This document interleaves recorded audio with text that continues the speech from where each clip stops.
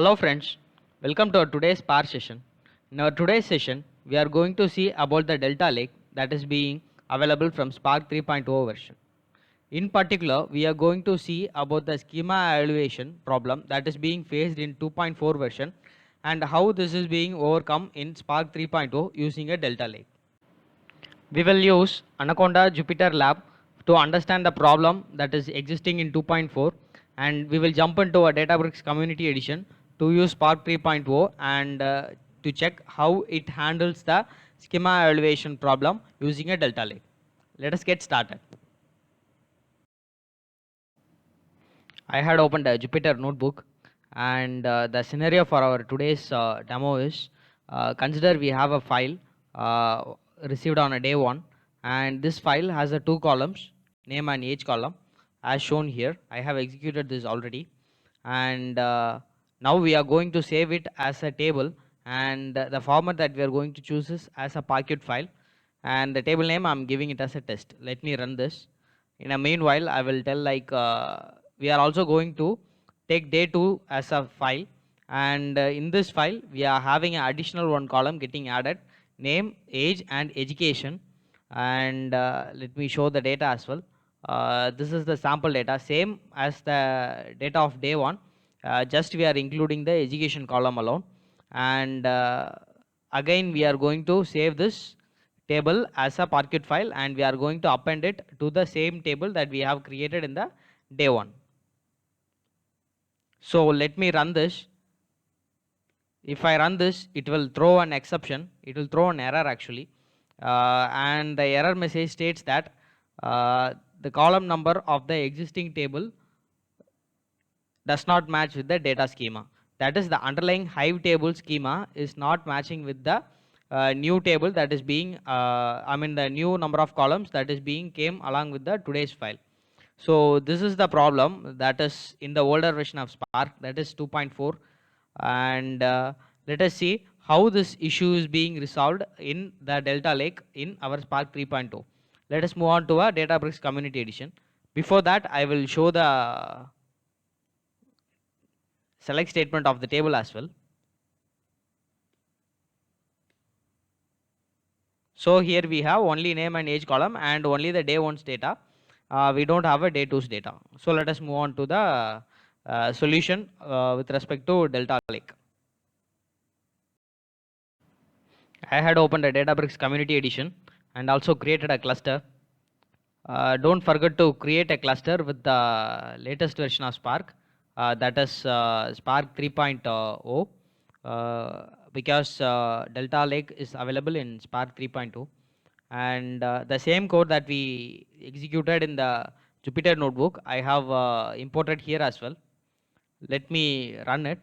Before that, if we don't have a Delta Lake, what happens is like we have to have a traditional approach in which we need to change the schema of Hive table, underlying Hive table, by adding a new column. But now with Delta Lake, let us see how it is handled. Let me run it.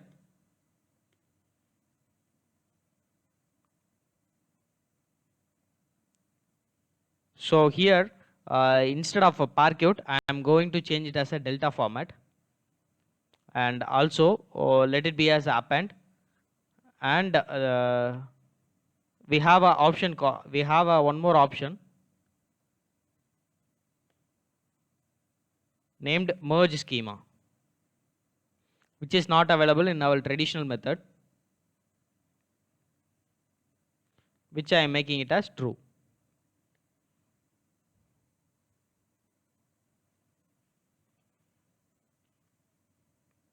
So let me run this.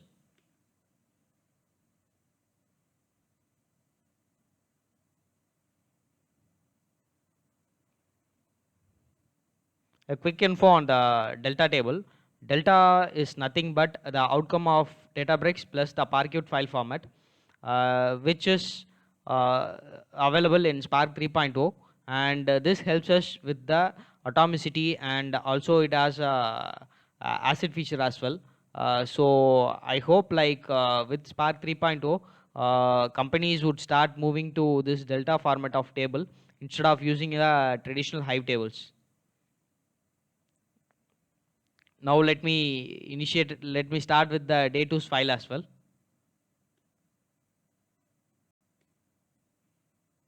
So here we have additional one column, and again here as well I'm giving it as delta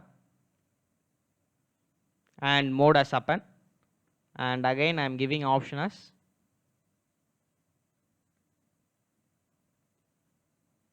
merge schema, and I'm giving the value as true. So now let me run it.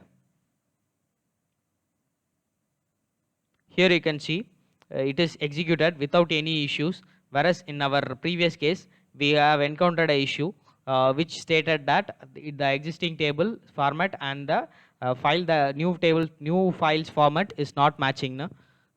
So by this delta we will be able to overcome the schema evaluation issue. Let me query the test table and show the result for you guys.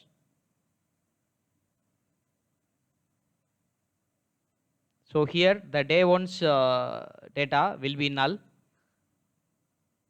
and the day 2's data will have the educational columns value. In this video we learnt about the Delta Lake's schema evaluation property. In our upcoming videos we will learn how the Delta Lake works, and also the atomicity property and also the acid property. Like we will be able to update records, delete records in the delta table. We will see it in our upcoming sessions. Also we will learn the time travel property that is available with the Delta Lake in Spark 3.0. That's it for today, guys. Hope you enjoyed this video. Please do subscribe to my channel and also give a thumbs up signal if you find this video useful. Thanks for watching, guys.